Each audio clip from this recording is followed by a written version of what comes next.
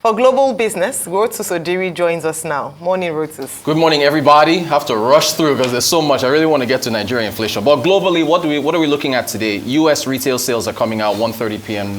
Nigeria time. Industrial output for the United States also to watch. Bank of BNY Mellon, Morgan Stanley, Bank of America earnings throughout the day. Then the EU-CELAC, that's the Community of Latin American and Caribbean States. They have a summit that's been going on since yesterday. And then, of course, G20 finance. That's what we're looking at. Who was the? I think Asian stocks. Very quickly.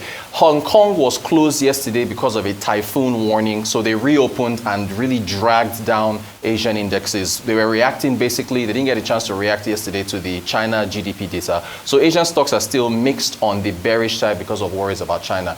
Hewlett-Packard, HP, they are diversifying their supply chains away from China. Dell is doing it. Apple is doing it. Everybody else is doing it because of geopolitical concerns. They don't want to get mixed up with issues with China and so on and so forth. So they're basically moving to Vietnam, Thailand, and so on. Why not move to Nigeria? But these are the kind of things that you see. Good question. So that's something that needs to be looked at. So that's HP. Still in China, Janet Yellen was speaking to Bloomberg at the ongoing G20 summit, said that the China slowdown poses risks to the global economy. Remember, we went through Singapore's GDP last week. Singapore depends heavily on China in terms of trade. She says she doesn't expect a U.S. recession. And then she said China is yet to allay U.S. concerns over their chip exports. So they're still going to keep those chip curbs in place until things change. So that's still what's going on there as far as Janet Yellen is concerned. Then the EU-CELAC summit hasn't happened since 2015.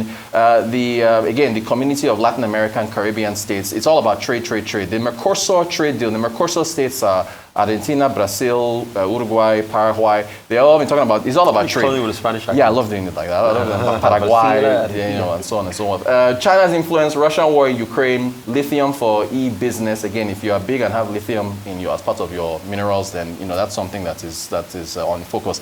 Of course, the Russia pulling out of the grain deal with Ukraine, that has implications for us, Egypt, countries that are import dependent on wheat, because if supplies fall, prices will go up. Cost of bread, and so on and so forth. So I think that's all that's happening on the global front. So now to inflation in Nigeria. The numbers came out and they caused quite a bit of debate. So headline 22.79 from 22.4. Food inflation at 25. Core 20.07. You see urban and rural. Month on month, we saw the biggest jump in about 6-7 years. Month on month jumping over 2%, 2.13 from 1.94. But curiously, core inflation decelerated. If you move volatile items, volatile food, that's what core measures, 1.74 from 1.8. As far as the states are concerned, Lagos rocketing to the top. Headline inflation year on year, 25.75% in Lagos, followed by Ondo and Kogi. And then on the lower side, Borno, Zamfara, and Ekiti. For food inflation, month on month, Ogun State's at 3.2, Plateau and Jigawa. And then look at Zamfara, Delta, and Rivers at 1.1. But quite a big disparity, which talks about, as food distribution and logistics in the country. Yeah. Food inflation, Kwara and Lagos again. So Lagos, one of the most, having the highest headline inflation, headline for food as well. 30% in Kwara, 30% in Lagos, and then you've got Zamfara, Sokoto, and Borno on the 21% side. Again, the whole 900 basis point difference, so quite a disparity. And then Kwara, again, leading the way month on month. Now, a number of folks, including myself, said, how is it that inflation is not higher? So many people were tagging the Bureau of Statistics. They now came out to respond. So they said the June Consumer Price Index numbers may not fully capture the impact of fuel. I said this yesterday. Yeah, but Rufai, here's the reason. They said may not fully capture the impact of the fuel subsidy removal and the unification of the exchange rate. They were compelled to send these tweets. They said this is because, and this is where folks started scratching their heads, the data collection for computing the rates for the reference month typically stops around the middle of the month, meaning that June numbers only reflects approximately 2 weeks of the policy impact on consumer prices. They then said that the full effect of policy as relates to prices can therefore not be reflected in June only, but only in subsequent months based on actual prices collected in market outlets across the country. My issue is that needs to be changed. If you are going to collect data for the full month and let us know that this is the month that we're looking at. So are you going to pay for it? Well, it's not my job to pay for it. I'm a consumer. It is the job of the statistics agency to give us proper data in the reference month. And also, Has any of you been hit, has anyone from the Bureau of Statistics called you and said, Rufai, how are prices this month? Their sample size needs to also increase, it needs right? to expand. So these are the issues, because again, the president made the announcement May 29th, fuel subsidy is gone. Within 24 hours, prices were moved upwards, and the impact was immediately felt. And also, I sent you our chat we had with Professor Walike and Paul Alaje, where Paul Alaje was saying his own personal, as economist with SPM professionals, his own personal inflation is 40%. If a boiled egg last year has gone from 50 naira to 100, that is a 100% increase. So there's also, the basket. I really need to get to the basket. The basket. So this is another point of contention. This, I played you a conversation with Bismarck Rwani a year ago where he said, and it was repeated by Professor Walike of Nasarawa State University, finance professor, that the basket needs to be rejigged. Food and this is at the divisional level. Food and non-alcoholic beverages make up the largest contribution at 11.8. That makes sense. But look at housing, water, electricity, cars, and other fuel at just 3.8%. Clothing and food per 1.4%. Transport at 1.48%. Remember Gordon Emefiele, which you just discussed extensively, 2 or 3 or 4 MPC meetings ago, he pointed out the 3 biggest shocks to food inflation. Number 1 was transport costs. Number 2, terrorism impacting farmers in food-producing areas. And then number 3, legacy infrastructure issues. With the impact of fuel and what it does to transport costs and how it transfers, that has to be rejigged and changed. I know a little bit about data, and my background is I've done advisory for a couple of data firms. The thing is, the cost is much. You have to do a randomized sampling. What you will say they should change is probably the randomized sampling of the first 2 weeks. Let them make it the first and the last week of the month. All right, that's a tenable one. But if you say they want to iterate for every single week on the randomized sampling, no. It's going to cost of a course. lot. No, what you first said, you must complete for the entire. The sample size must be from June 1st to the end of the month. So you have to collect and aggregate the first week. Yes, and the last week. And the last week. Yes. I think that's a better one. Yeah. Because when you even look at it, everywhere in the world, it's just randomized sampling. I was telling somebody the other day, how do you determine New York Times bestseller? Do you know it's just a sample size of the sales in a few selected bookstores in New York? Right. I used to determine New York Times bestseller. So it's a randomized sampling. But there's a weighting of those bookstores as well. There's a weighted average, obviously. Right. So that's why I'm saying the first 2 weeks of the month. And that's why I also told you that it will not be reflective, because even if you had sampled the first 4 weeks of the month, the pass-through effect had not really kicked in after that decision. On prices? Yes. You see, they'll now call you a big man. Of course, they move through now. Prices went. The pass-through effect, once it was announced on the 1st, it didn't really kick in. I'll catch you now. Your viral video where you recorded at that fuel station. Don't you remember your video you posted online? July. No. It didn't really. That's July. Wasn't that June? It's not June. Either way, prices have increased. That's last 2 weeks. I was going to catch you now. Your viral video you put on social media. No, that's just last week. That's just like when I went to fill up my tank. It had not really come in because you know why? People have not bought new stock. What's the percentage increase in the fuel you bought? Has it not gone over 100%? Yes, it has gone over 100%. So, but I'm saying the pass-through with people that sell things that make up the inflation basket. Yes. Because most of them still had the former stock and they are not restocked. But the price still went up. So, but once they restock, it went from 185 to 499. So once they restock, the price became more powerful. That's the problem. We agree on that, but they need to.